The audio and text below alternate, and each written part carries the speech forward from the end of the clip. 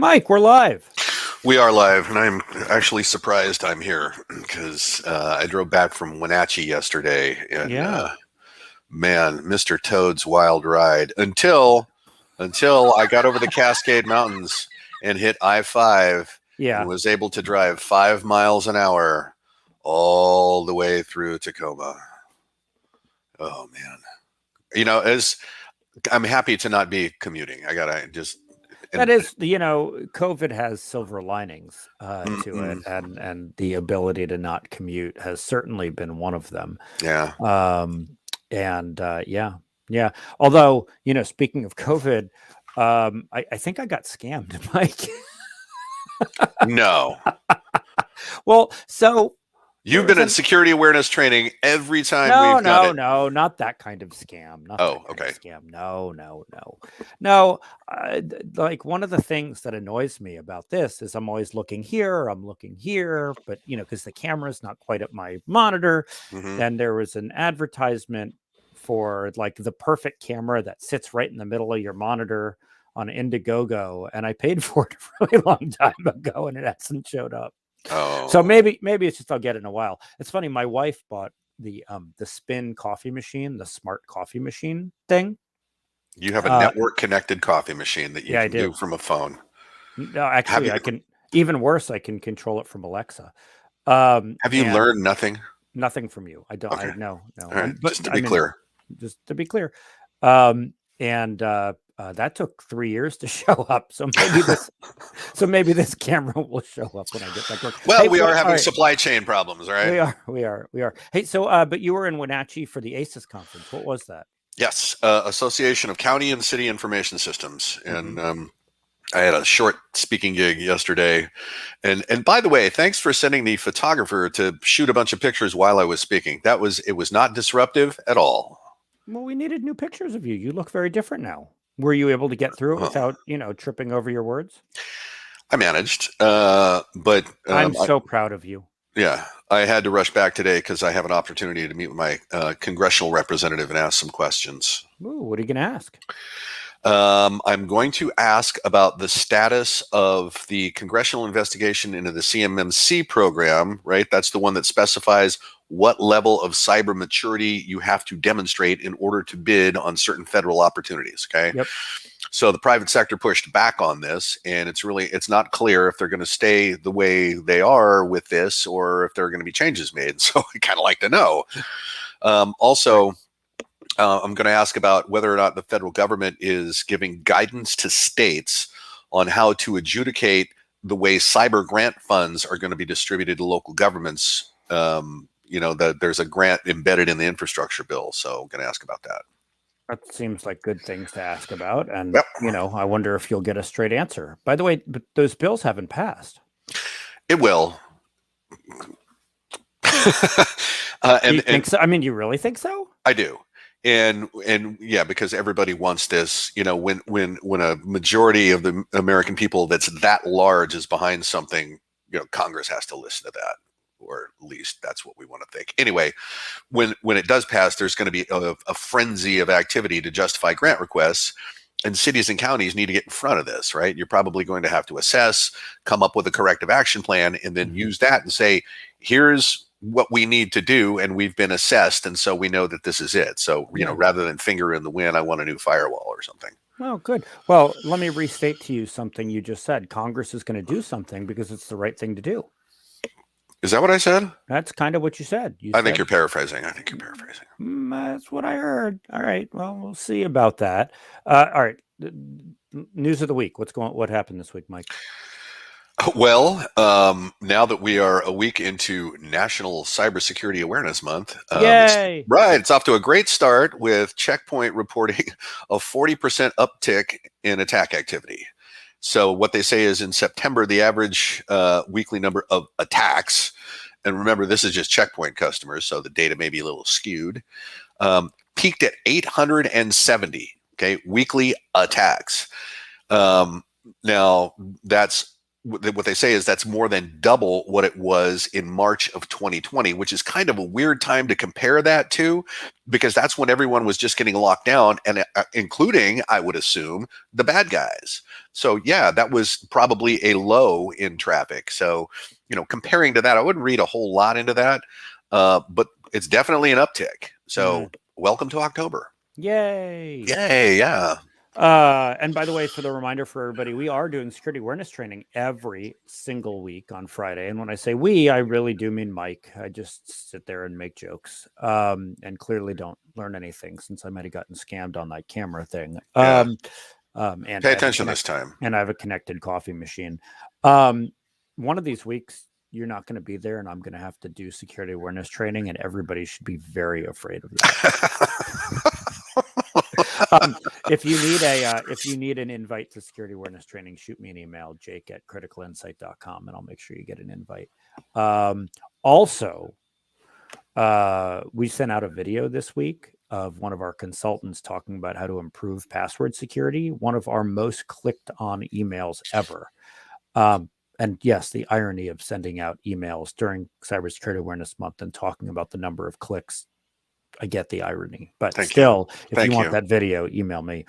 And I do, even though I work in marketing, think that everybody, when you get a marketing email, should check the links in Virus Total or any of the other sites that do that. We'll actually publish something about that in a little bit.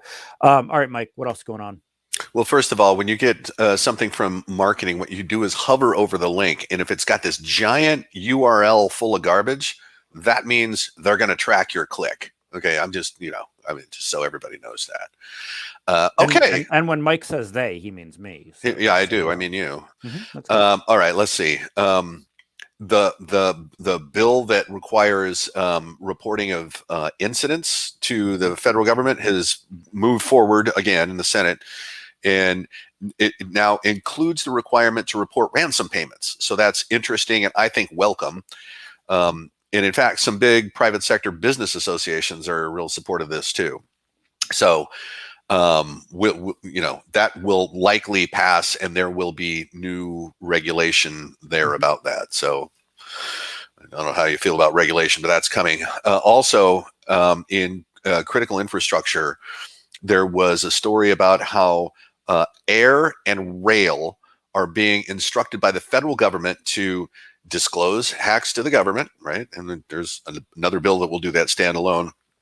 Designate a person as being responsible and accountable for security, and draft recovery plans in the event, they're disrupted by some kind of incident.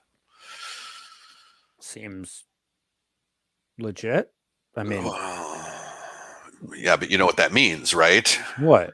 That there's no requirement that they had to do that before? That's maybe what that exactly, right? You mean maybe like pipelines? I mean, exactly.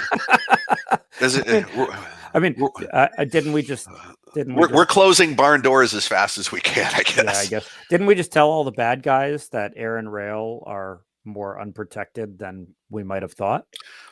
Yes and no. I think bad guys, bad people, know exactly what sectors are protected and which are not. I think there's been a whole lot of reconnaissance going on for years, and I think we're mapped out pretty well. Hey, and speaking of bad people, last week we talked about Black Matter and Conti. Now there's another ransomware gang going after hospitals, right? Yeah. What is it, Lockbit? Yeah, Lockbit. So the article talked more about the ransomware itself than the actor or the gang behind it. But they did say that this particular actor appears to have, and this is interesting wording, a contradictory code of ethics. Okay, which means that he, assuming it's a he, maligns other groups that attack the health sector, but is being evasive about whether he goes after them himself or not. So HC3 is kind of a clearinghouse for the health sector cyber bulletins. And if they're reporting this, they're assuming he's coming after hospitals. And so now we got another Yahoo that's, going to ransomware hospitals. Terrific. A while ago in this, we were asking people for what we should call the criminals, evildoers, bad people, evil Bastards. people, and you just used Yahoos. I don't think that has been in our repertoire. You know, we just launched a new website. Yahoos is not on it. All right, what threats and vulnerabilities are on top of mind for you, Mike? I think the one that's got the most press right now is the Apache vulnerability. So to be specific about language here, it was a 0-day vulnerability that was being actively exploited, still being actively exploited, but now there's a patch out. Okay. So publications need to stop calling it a 0-day once a patch is released. It's now a like 25-day, right? Well, day? Something like that. But Yep. bleeping computer, if you're watching, all right, let's get our language correct here. Anyway, it's a path traversal bug, which means that a person can map URLs to files that are outside the document root of an HTTP server. Okay, and Shodan shows about 100,000 deployments of this, and it's Apache HTTP server 2.4.49. That's the one that needs a patch now, and if that one's yours, patch now. It's not the worst thing in the world that your CGI scripts get disclosed, but patch now. And there's an Android problem that was in the blast yesterday. Yeah. That seems really bad. Yeah. Complete takeover of your phone with a terrible name, Tanglebot. Who names this stuff? And this is an example. This is an example of something that would not work if people were more attuned to technology and attended security awareness training more regularly, right? The way this works is that you get a link from some internet rando, okay? And not knowing that gullibility has consequences, you follow the link, which tells you that you have to install Flash to get the content, okay? Flash that was deprecated in December of last year and hasn't been used on mobile devices since 2012, okay? So your wounds are self-inflicted, people. I hit the mute button and then I couldn't unhit the mute button. You think this far into the pandemic, I would be able to find the mute button? Yes, come to security awareness training. Mike said that. What else, Mike? There's a couple of hacks that are interesting. The first one is a company called Cineverse, and that's an exchange hub for billing information and the routing of text messages. They have apparently been compromised for quite some time. So no telling what they've actually lost in terms of call records, data use records, text messages, probably location information. That's not good. And then the other one, I think this is just interesting from the perspective of the things that have been going on. The other one's a trucking company called Forward Air, and they have had to suspend what they say is electronic interfaces to their customers, right? So what that means is, electronic, order, I need you to truck this stuff to this place. Sure. And they said they've lost about $7.5 million in this. So that's a lot. Yeah, so they're snarled up with ransomware, right? I bring this up because this exacerbates the supply chain problems that are so bad now. This is why you can't get your internet connected gizmo, delivered when you want. Mm-hmm. And things like this just seem to me to be targeted to intentionally for that purpose, to make bad things worse. And maybe I'm just a little paranoid about, the kinds of things we've been seeing, but that's the way it looks to me. Maybe I should have Jeremy come over and test my coffee machine. He can probably do it from where he is. Yeah, probably true. All right, closing in on time. What's our kicker, Mike? Kicker's this is the part where you're supposed to make everybody smile. All right. I'll give it a shot. So, I think it's funny that so you know what a DeFi platform is? Decentralized finance, right? It's crypto stuff, right? Well, there's one of these DeFis called Compound, which made a mistake when they were performing some kind of upgrade, and they accidentally gave out $90 million to their users. And now they're asking for it back. And they'll even throw in a 10% reward to the users that do, right? I don't think they know who got what, because that's kind of the point of this whole decentralized finance. So this really is the double-edged sword of where we've landed with this cryptocurrency stuff, And how does the hamster help them figure it out? Well, the hamster just does trades. If the hamster was supervising the upgrades, this probably would not have happened. Is it a decentralized hamster? No, it's a centralized hamster. Got it. Got it. All right, everybody. Well, thanks for joining. Remember, security awareness training every Friday. If you need a link to it, email me, jake@criticalinsight.com. You can trust all the links I sent you. Talk to y'all soon. Bye-bye.